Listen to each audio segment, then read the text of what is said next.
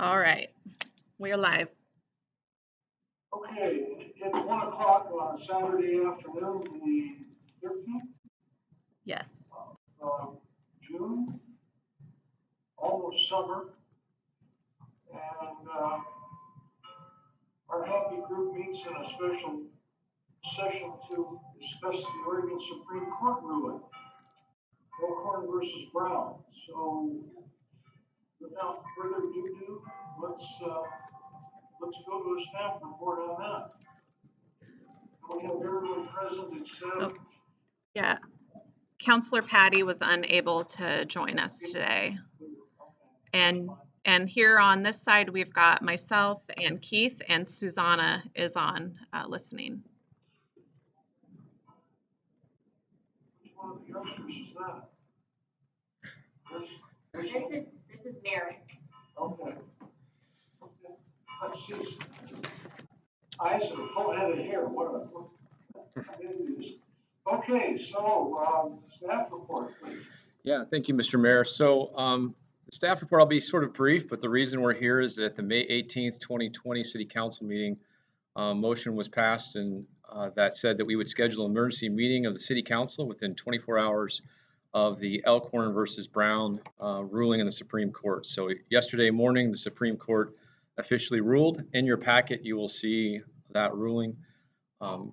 And so in our staff report, we talk about sort of the fact that this ruling really didn't have much impact on the city of Stayton, that we would still need to follow the advice we're receiving from various organizations, the Oregon Health Authority, the CDC, OSHA, and then of course City County Insurance for our pre-loss attorneys. So with that, I'll turn it over to all of you to see what questions you have or what discussion you want to have regarding this matter. So go ahead, somebody, anybody. Councilor Ward, go ahead, jump in on this.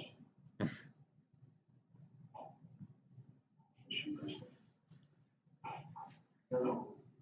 Hi, I was actually trying to pull up our meeting minutes, or no, excuse me, not the minutes, but the packet. I guess to say that I'm disappointed is an understatement, but I guess we move forward. I don't really have much to say. I'm a little frustrated to hear that we're also on a pause for phase 2, but apparently there's nothing that we can do. So I'm just hanging out. That's all I got. All right, thank you. Okay, that's certainly my feeling on the thing. Yeah. Yes, go ahead. First off, I want to thank the city staff for getting us together on a Saturday. Sorry that you're away from your family. I do also want to thank you for the fact that we're at least able to address the community and let them know that they're, we are in a holding pattern. There isn't a whole lot that the city can do when it comes to this topic of reopening, because we do have to follow the state laws that are put out there. My frustrations are shared in what Councilor Ort said, because we do, although we are here on a Saturday, we're here because we care about our community and we care about them being able to open their businesses and feed their families. And so I feel like I can probably speak for all of us, at least a little bit, when we say, our thoughts are with you. We are working on this as much as we're able to. But there, with this ruling being overturned, they're really, our hands are tied as your community members and as the governing body. And Okay. All right, thank you. Anyone else? Oh, where's the sound? We can hear you, Mr. Mayor. Oh, there's What's wrong? some sound. Anyone else want to jump in on this? Right, go on.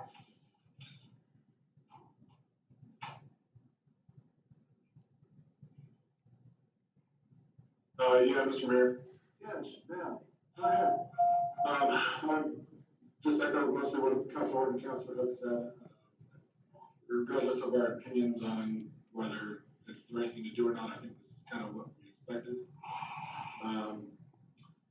You know, and then we're gonna have to continue to follow, the guidelines set by the state. My only question, I guess, probably for Keith, and I don't remember, forgive me if I forgot what was said in the last meeting, but, did we get any, legal opinion or information on whether we're allowed to or going to require masks in public buildings when we get to that point? Yeah, I mean, I sent information to you that came from CIS, which is our city county insurance, that really kind of detailed the issues with reopening. I think what we had stated and what has been changed in terms of that is that if someone has an issue that they need to meet with city staff and can't wear a mask, to contact us so that we can make proper arrangements. So I think that information's been updated. And that's really what we're doing going forward. The information from CIS at this point, in a document that I shared, I think, with all of you is basically saying to take caution in reopening and be careful and cognitive of the risk and concerns, both from the public's point of view, but also from staff's point of view in that. So we're trying to sort of find that balance of being responsive to the community, but also minimizing legal liabilities and risks as well. And then health and safety of our employees and of people who come into City Hall. Okay, thank you. Yes, go ahead. Keith, I did have a question. I had someone email me, not email me, but message me on my council page on Facebook, but they had some questions about, so we have trails around the community, and forgive me, I don't know exactly, but apparently they were on a trail, a city trail that then links up with the school, like a trail behind the school. Maybe the middle school? Yes, and Okay. then someone called security on them, and security came out and said, you can't be here, but it's a trail that follows, and so I think that there's some frustration and some confusion because apparently the school,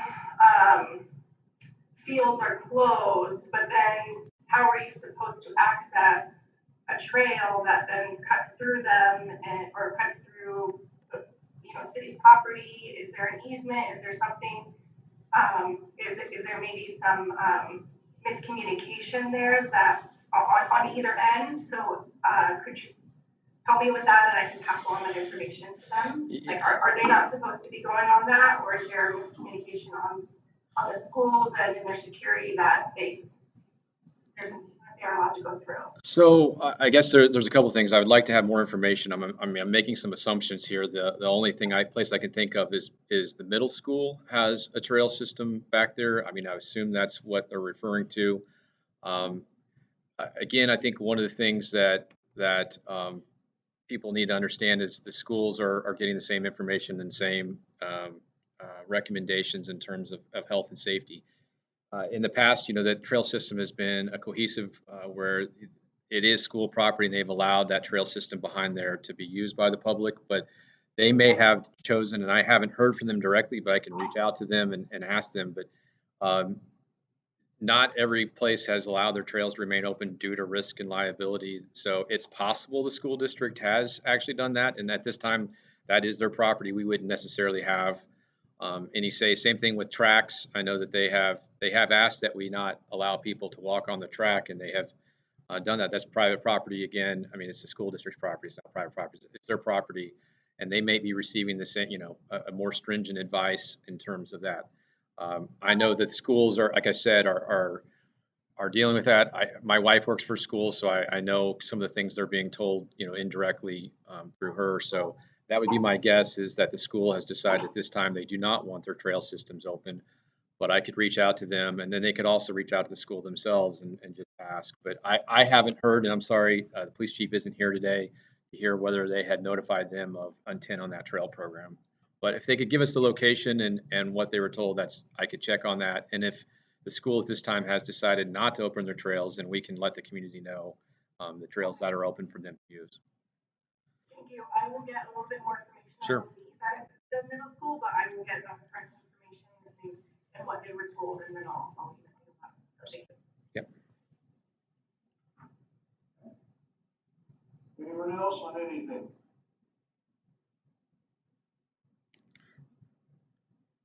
Well, it looks like we've all read that opinion or part of it, what we could wade through. The legalese, it makes me glad I didn't decide to become a lawyer and have to be able to do stuff like that. Anyway, if there's nothing else, we probably should quit for the afternoon. I hope we've offered some reassurance to the community that we are looking out for them. I think all of us share their frustration with being stuck in these so-called holding patterns for a while. But we've all seen that there's a new surge of COVID-19 cases, not just the seafood plant in Newport, but several areas of the state. We've known that could happen, and we got too anxious about reopening. Mr. Mayor? Sure enough, it does. Yes, Chris. So I appreciate that, and I also want to kind of go back to the last city council and say that I really appreciate what you and Jordan both were trying to put out there is the work that everybody's trying to do. The work that we're trying to do is the best that we can do. I think we're well past unprecedented. But I would suggest, with all the difficulty in trying to find good information, right? Like as cases go up, what does it mean? Masks, no masks, what does it mean? You get, some stuff about asymptomatic people from the World Health Organization, and then you get conflicting information from the CDC. With this latest grouping of numbers, I know that with contact tracing, with additional testing available, that there are health officials, health experts saying that that's the reason why we're seeing these numbers go up. What I would urge people to do is watch the hospitalization rate, because that's less about numbers and demographics and more about really what the impact is. And I think that there's some real numbers there. And it is a concern. And I think that we've got to be cautious. I think we need to be conscientious about our approach for the safety and wellness of this community. And it sucks. Mayor? Conclusion. Thank you. Yes, go ahead, Councilman. I just wanted to echo that, yes, we should look at some hospitalization numbers and keep our empathy and compassion focused, but also that we should all be aware of the fact that this disease does affect different races and ethnicity, socioeconomic classes differently, and they're disproportionately we have people underrepresented in those demographics. So although we should look at these numbers, we also need to understand that those numbers, those hospitalization numbers, the testing numbers, none of it tells a real true story because we just don't have enough data. So I'm not disagreeing with anything that anyone said, but I just want the community to be aware that we're not getting all the information that we need yet to make solid decisions. Okay. All right, thank you. Anyone else?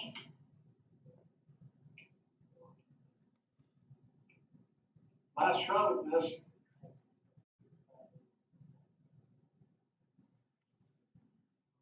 Keith, do we need to bring Susanna on for anything? She just, I excused staff from being here except for Alyssa. Susanna wanted to attend, so she's in the background for people who don't know that she's some there. So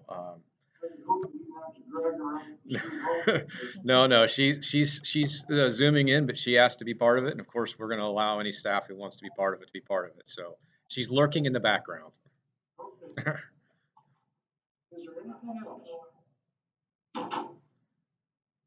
All right, let's enjoy the rest of our Saturday afternoon. Be safe, take care of each other, and let's call this a session. Thank you, folks. Thank you.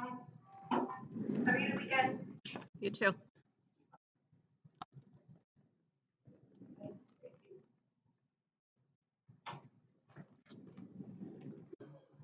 Thanks, Alyssa. Yep.